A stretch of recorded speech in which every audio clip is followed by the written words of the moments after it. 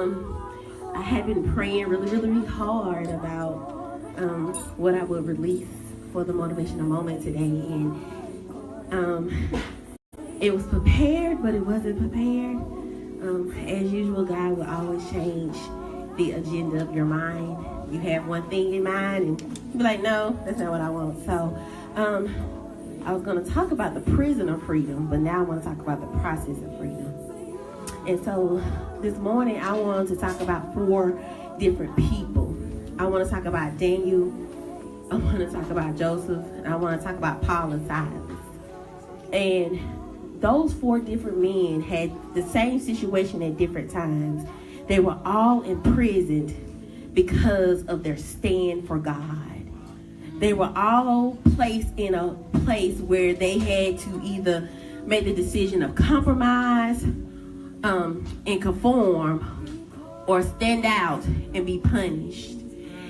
And so many times we're asking God, why am I going through? What's really going on with me? Because I did X, Y, and Z. And then I went back to A just to make sure I got it perfect. But God is saying, I am giving you the process of your freedom. So the process of your freedom doesn't look like freedom. So Daniel was thrown in the lion's den because he had some haters.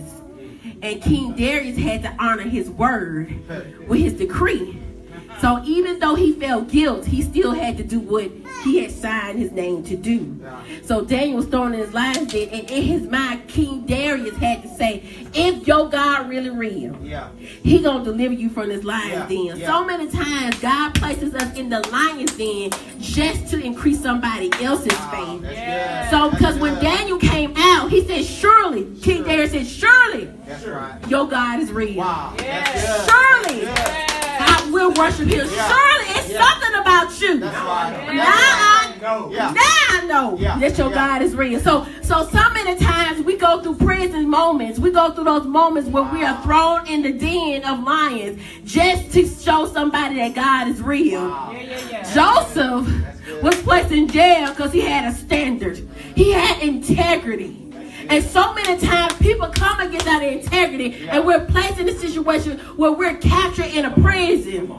But so many times we have to realize it was there when he stood for his integrity of God that he became the cupbearer. He spoke to the cupbearer. He interpreted a dream, and in the end he saved his family. In the end he became the ruler. His dream from when he once was the process had now came to an end, but it came to an end when he got in jail.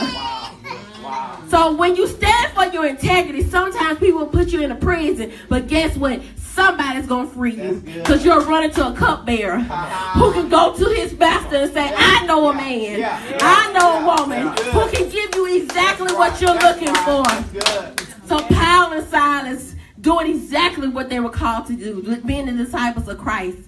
And they were up there, they were just preaching the word. And they was like, nope, oh no, they doing too much, team too much.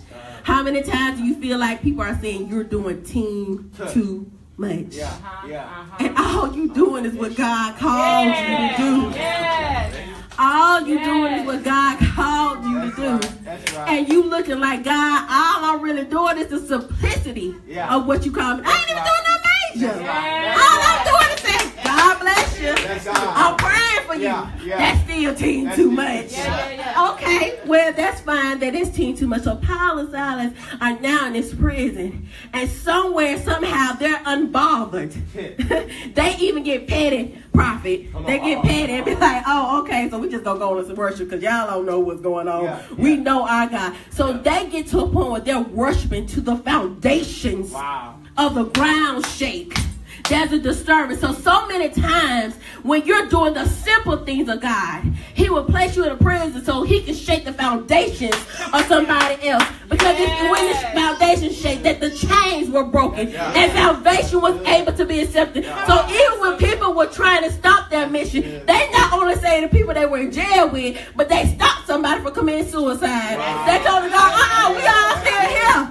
We still here. Don't you kill yourself. So many times when we doing team too much, God has said, I'm trying to get you to get somebody to save somebody. Not just accept Christ, but but I'm trying to save their life. I'm trying to stop them from killing what I'm destined to do because they feel like they failed because they did not do their quote-unquote job. So many times we are in a process of freedom thinking that we're in a prison. And in reality, we're not in prison. In reality, we're not incarcerated. Incarcerated means to be contained in one place. That means that I'm bagged up in the corner where I don't have nowhere else to go. But let me tell you something. I've come to tell you that you're in the process of your freedom. And at this point in time, somebody's salvation, somebody's life, somebody's faith is on the line. And so you got to realize if you're in the den, if you're in a prison, if you're in another prison, worship right now. Go before the Father and worship. Realize that you are assigned to be a cupbearer. That your servanthood will open the gates for you to rule nations and realize that somebody's faith is on the line. That the king's heart will turn just because you stood. Amen. Amen.